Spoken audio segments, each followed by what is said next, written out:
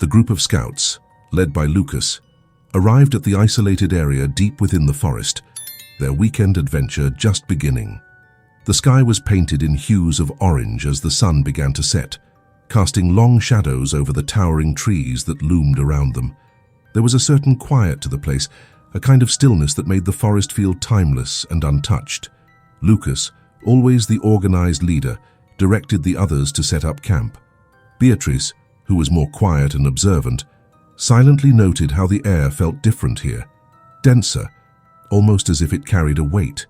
She could feel something strange, but she brushed it off, attributing it to the natural unease of being in such a remote place. Pedro, the practical and occasionally rebellious one of the group, was busy arguing with Lucas over where to place the fire pit, while Clara and Eduardo, the younger scouts, eagerly began setting up their tents, chattering excitedly about the ghost stories they had planned for later that night. As the evening deepened, the group gathered around the newly built fire, the warmth from the flames offering comfort against the creeping chill of the forest night. Laughter echoed in the clearing as they shared stories, but Beatrice remained slightly distant, her gaze wandering to the trees, where she thought she saw faint wisps of smoke curling upward. She shook her head, deciding it was just her imagination. Hours passed, and the fire began to die down, leaving only embers glowing in the night. Lucas stretched and announced it was time to get some sleep, reminding everyone that they had a big day of exploring ahead. One by one, the group retired to their tents.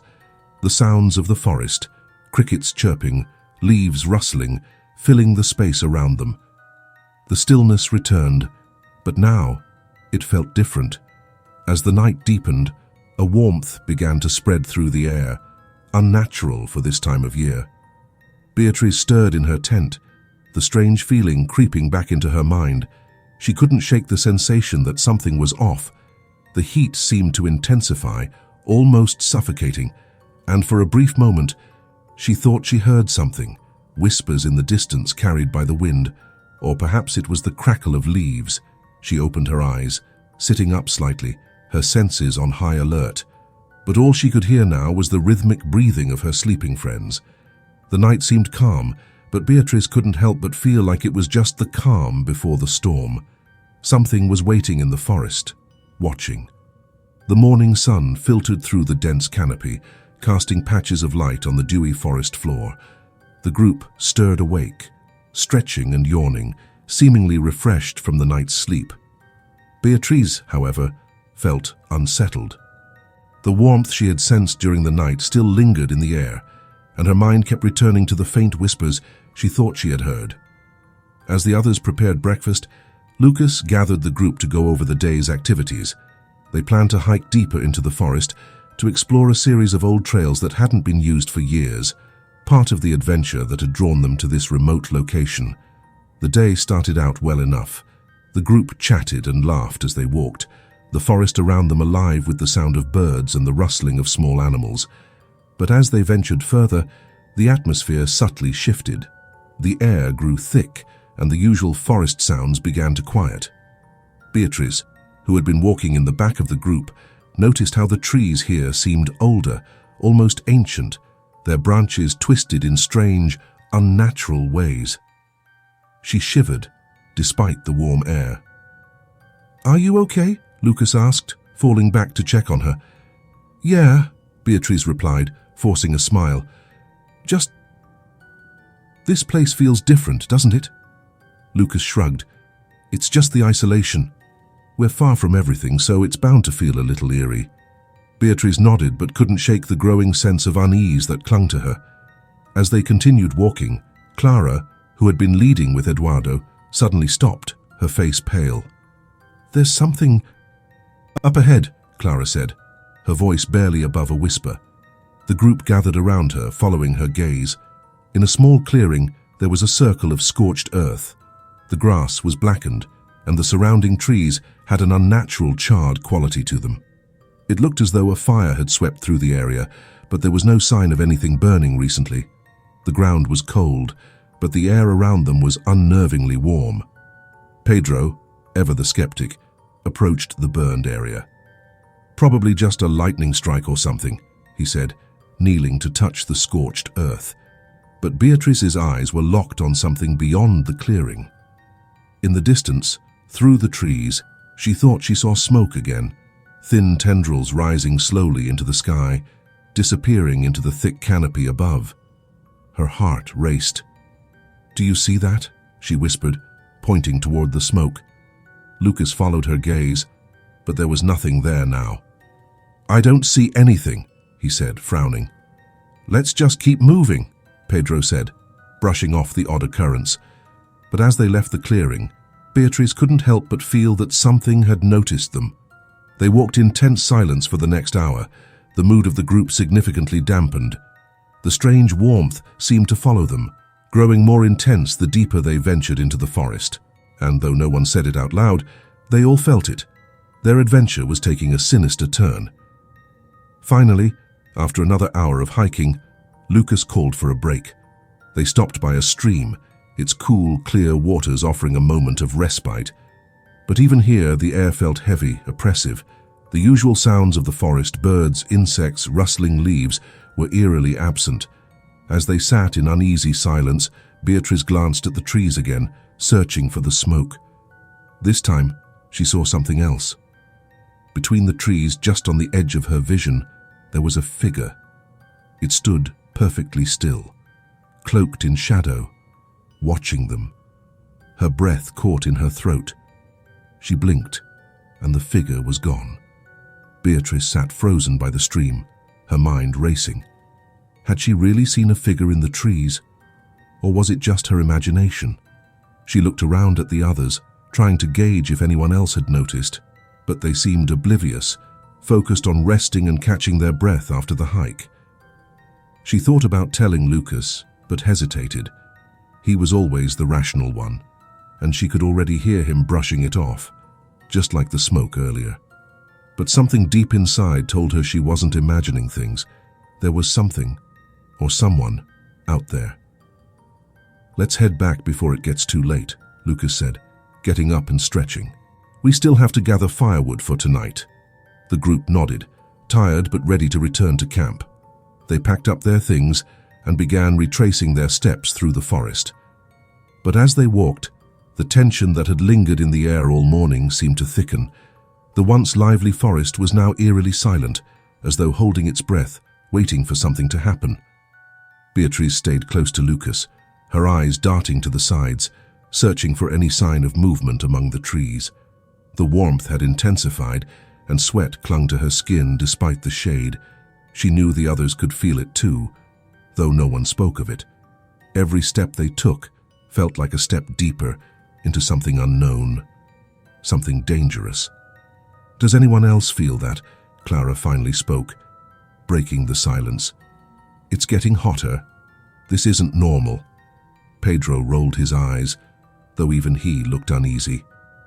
"Maybe it's just the weather. We are in the middle of the forest. It could be anything." But Beatrice wasn't so sure. The heat wasn't natural, and it wasn't just the temperature. There was something oppressive about it, something that made the hairs on the back of her neck stand up. As they continued, Eduardo suddenly stopped in his tracks, looking confused. "Wait, this isn't the way we came." Lucas frowned and pulled out the map, trying to orient himself. "No, we followed the same trail. We should be close to camp by now." Beatrice's heart sank as she looked around. The trees seemed denser, the path narrower, as though the forest had shifted while they weren't paying attention. "We're lost," Clara whispered, her voice trembling. "We're not lost," Lucas said, though there was a note of uncertainty in his voice. "We just need to figure out where we are." Pedro snorted. "Great leadership, Lucas. Maybe next time, use the compass properly." "Enough, Pedro," Lucas snapped, tension clearly getting to him. "Let's just keep walking. We'll find our way back."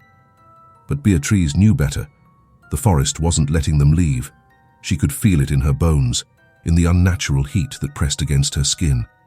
The figure she had seen earlier came back to her mind, and she couldn't shake the feeling that they were being watched, hunted. As they walked, the trees around them seemed to close in, their branches reaching out like skeletal arms.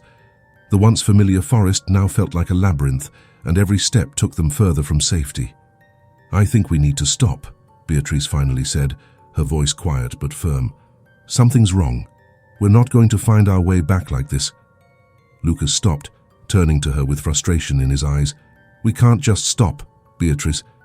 We have to get back to camp." "But what if—" She hesitated, not wanting to sound crazy. "What if the forest is leading us somewhere? We're not in control here." Pedro scoffed. "Oh, come on. Now you're just being paranoid." But before anyone could argue further, the ground beneath them shook, just for a split second, as if the earth itself had shifted. The warmth in the air intensified, turning into a suffocating heat wave. Then, without warning, a thick cloud of smoke appeared in the distance, rising between the trees, just like Beatrice had seen earlier. This time, everyone saw it. "What the hell is that?" Clara whispered, her voice trembling with fear. Lucas stared at the smoke, his jaw clenched. "We need to move. Now." But Beatrice knew it was too late. The smoke wasn't just an ordinary fire, it was something else, something darker, something alive, and it was coming for them. The group moved quickly, but with each step it felt as if the forest was shifting around them, distorting their path. The smoke was no longer a distant presence. It seemed to curl between the trees, slithering closer, as though it had a mind of its own.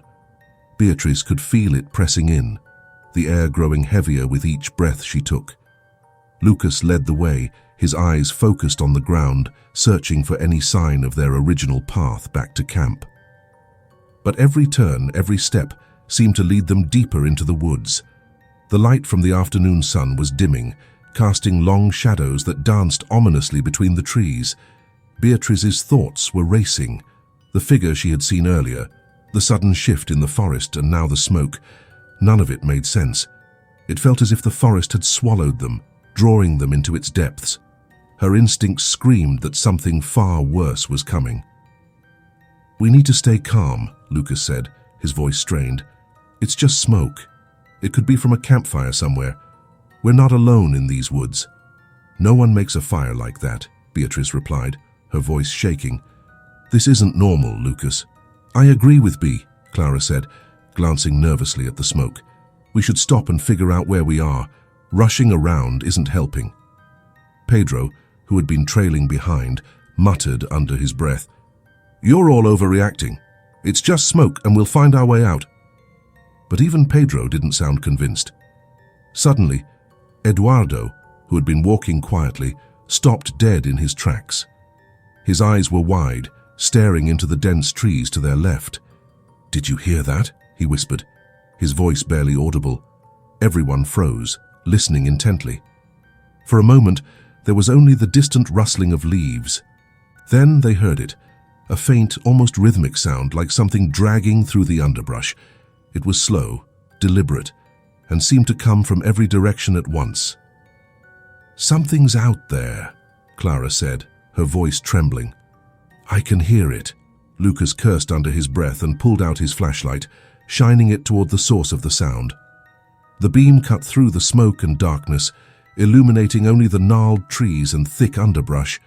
Nothing moved, but the sound persisted, growing closer. "We need to move," Lucas said urgently. "Whatever it is, it's getting closer." As they began to move again, the dragging sound grew louder, more pronounced, as though it was following them. Every step they took, it matched, slow and deliberate, echoing through the forest. Beatrice's heart pounded in her chest as they quickened their pace. The smoke was now swirling around them, thickening by the second, making it harder to see. It clung to their skin, filling their lungs with a bitter, acrid taste. She coughed, her throat burning from the heat and the smoke. "This isn't real," she whispered to herself. "This can't be real." But the dragging sound behind them was all too real. Suddenly, Clara let out a sharp cry as she tripped over a root, tumbling to the ground. Beatrice rushed to help her, pulling her to her feet. But as they turned to continue, something strange happened. The smoke around them seemed to thicken unnaturally, swirling in a dense, almost solid form, blocking their path. "What the hell?" Pedro exclaimed, stepping back. This isn't right. Smoke doesn't act like this. Beatrice stared in horror as the smoke began to take shape, coiling into a dark, towering figure before them. It had no face, no eyes, but the presence it exuded was suffocating, as if the very air around them had turned to poison. "Run!" Lucas shouted, grabbing Clara's hand and pulling her away from the figure. The others followed, their feet pounding against the ground as they raced through the woods. The forest seemed to close in around them as they ran, the trees bending and twisting in unnatural ways. The figure of smoke followed relentlessly, always just a few steps behind, its formless mass growing larger, more menacing. Beatrice's legs burned with exhaustion, but she couldn't stop. She could hear Clara sobbing beside her, Lucas shouting something she couldn't make out. Pedro and Eduardo were ahead, their faces pale with fear. The dragging sound grew louder again, this time merging with the smoke's presence, as though the very forest itself had come alive, hunting them. Beatrice could feel the ground shifting beneath her feet, the once solid earth now feeling unstable, as if the forest was trying to swallow them whole. "We're not going to make it," Clara screamed, her voice breaking with terror.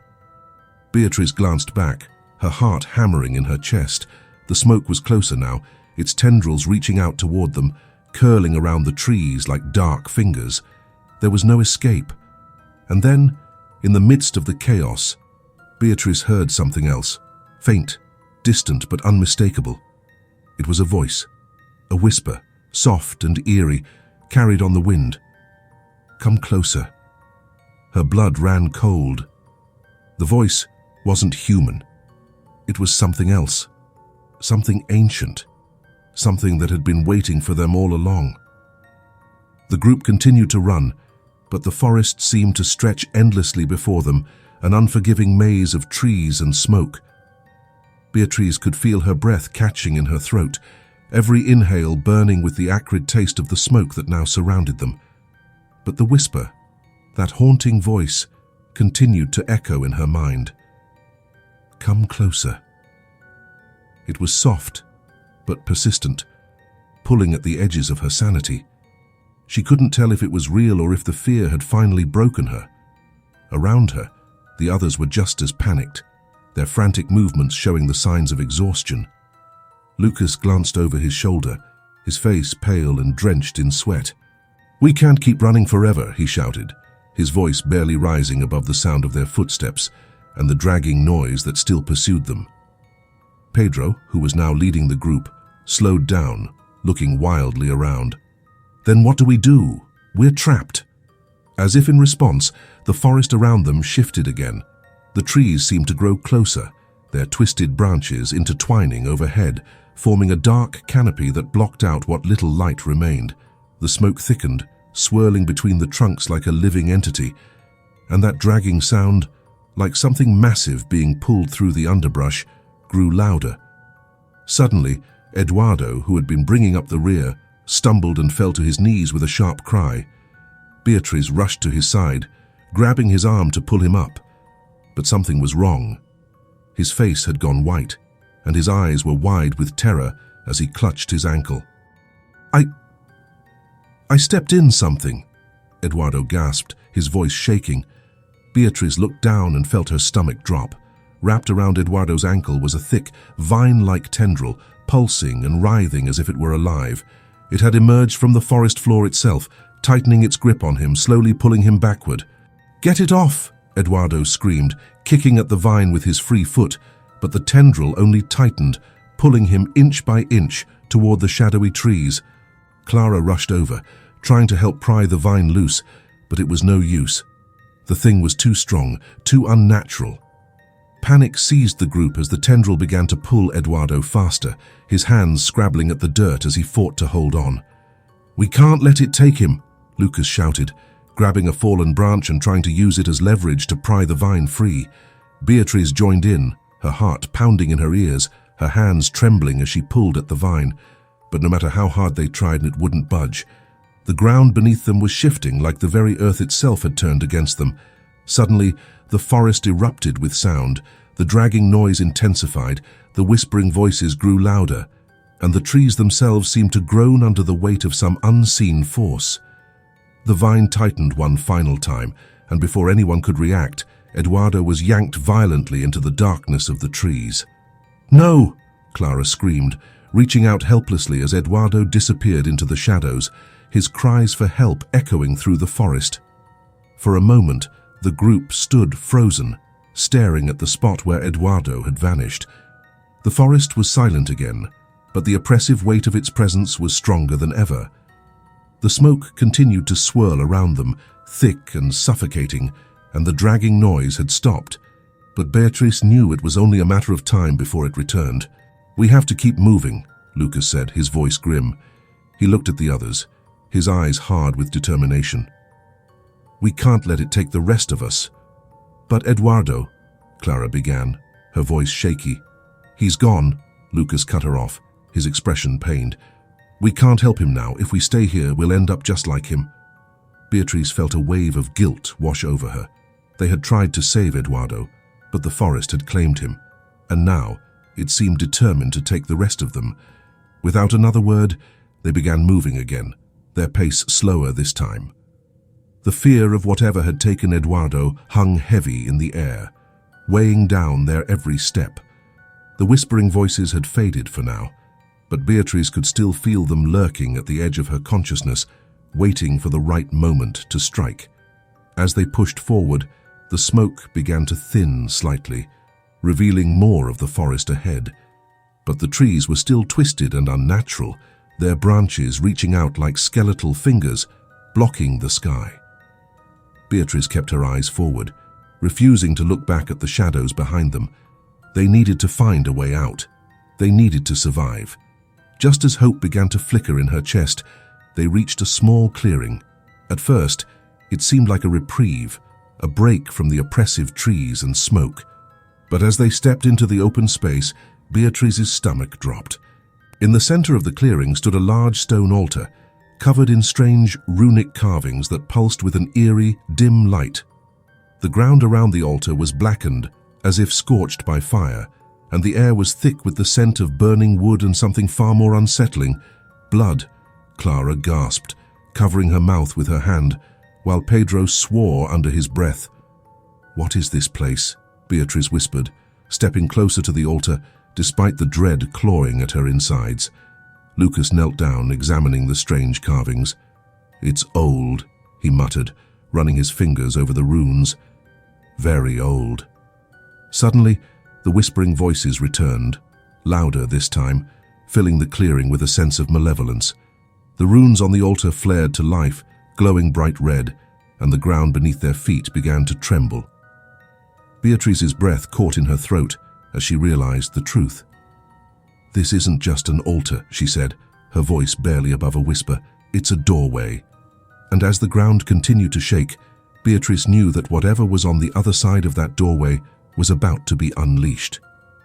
The earth shook violently beneath their feet as the altar's runes pulsed with a blood-red glow. Beatrice felt the world around her spin, and for a moment it was as though time itself had paused. Her mind raced, piecing together the fragments of what they had discovered. The altar wasn't just a relic, it was a gateway to something far darker and far more dangerous than they had imagined. Lucas stumbled back from the altar, his eyes wide with horror. "We have to get out of here. Now." Before anyone could respond, the whispering voices erupted into a cacophony of sounds, like screams trapped in a never-ending loop. The air around them grew thick with a suffocating pressure, as if the forest itself was closing in. Beatrice glanced at Clara, who stood frozen in terror. Pedro grabbed her arm, pulling her away from the altar, but it was clear that the forest wasn't about to let them leave. The ground beneath the blackened earth cracked open, and from the fissures, an inky black substance began to seep upward, like tendrils of liquid shadow. It twisted and writhed, reaching out toward them, hungry for something they couldn't yet comprehend. "Run!" Pedro yelled, pulling Clara with him as the tendrils snaked closer. They bolted back toward the tree line, but the forest was no longer just a collection of twisted trees. The branches lashed out like arms, swiping at them as they ran, making escape nearly impossible. Beatrice's heart pounded in her chest, the adrenaline pushing her to keep moving despite the chaos erupting around them. A sharp cry from behind made her skid to a halt and turn. Clara had been grabbed by one of the tendrils, its shadowy form curling around her leg, dragging her toward the altar. "Help!" Clara screamed, her nails digging into the dirt as she struggled to free herself. Pedro and Lucas raced toward her, but the tendril pulled harder, yanking Clara toward the gaping fissure that had opened beneath the altar.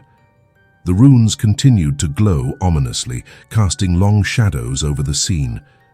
Beatrice rushed to Clara's side, desperately trying to pull the tendril off, but it was like trying to rip apart smoke. It moved, shifted, but wouldn't release its grip.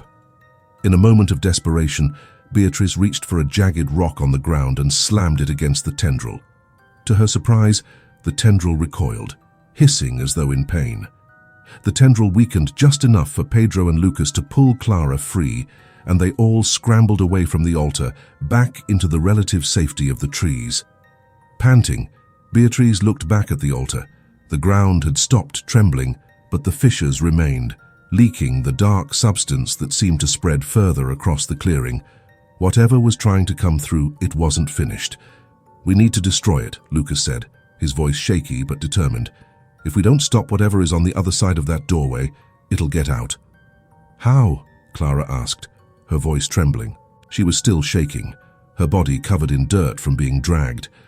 Beatrice scanned the area, her mind racing. Destroy the altar. There had to be something they could use. Her eyes fell on the blackened ground, the ash that surrounded the altar. This place had already been touched by fire once before. "The fire," Beatrice whispered, standing up quickly. "We need to burn it again. It's the only way to close the gateway." Lucas nodded, understanding immediately. "We need to find something to ignite it. There's nothing here but ash." Pedro reached into his backpack, his fingers fumbling until he pulled out a lighter. "It's not much, but it'll have to do." Clara, regaining some of her composure, nodded toward the surrounding forest. "We'll need kindling, branches, leaves, anything to burn." They worked quickly, gathering whatever they could from the forest floor. The branches were dry, the leaves brittle, perfect for a fire. As they piled the kindling around the base of the altar, the whispering voices grew louder, more frenzied, as if whatever was on the other side of the gateway could sense what they were about to do. Beatrice felt the tendrils of fear creeping into her mind again, but she pushed them aside. There was no time for doubt. This was their only chance. Pedro flicked the lighter, the small flame flickering weakly in the oppressive darkness. He lit the kindling, and within moments the fire began to grow, its flames licking up the sides of the altar. For a brief moment, it seemed like the fire wouldn't be enough.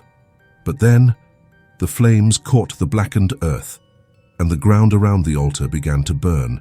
The runes glowed brighter, pulsing rapidly, and the fissures that had opened beneath the altar began to close, the tendrils retreating into the earth. The whispering voices rose to a deafening crescendo, and then suddenly they stopped. The flames roared, consuming the altar in a blaze of heat and light. The glow from the runes flickered, then died completely. The earth beneath them stilled, and the oppressive weight that had hung in the air lifted. Beatrice watched in stunned silence as the fire burned out, leaving nothing but a smoldering pile of ash where the altar had once stood. The forest around them was quiet now, eerily so, but the danger had passed. "We did it," Lucas said, his voice barely above a whisper. "It's over." Beatrice exhaled, the tension finally leaving her body. It felt like they had just escaped a nightmare. But as they turned to leave the clearing, Beatrice couldn't shake the feeling that something was still watching them, hidden in the depths of the forest. As they made their way back toward camp, the wind picked up, rustling the trees. For the first time since arriving, the forest seemed normal, just a place of nature, no longer an enemy. But deep in her gut, Beatrice knew the forest would never truly be at peace. If you liked it, comment below, like and subscribe.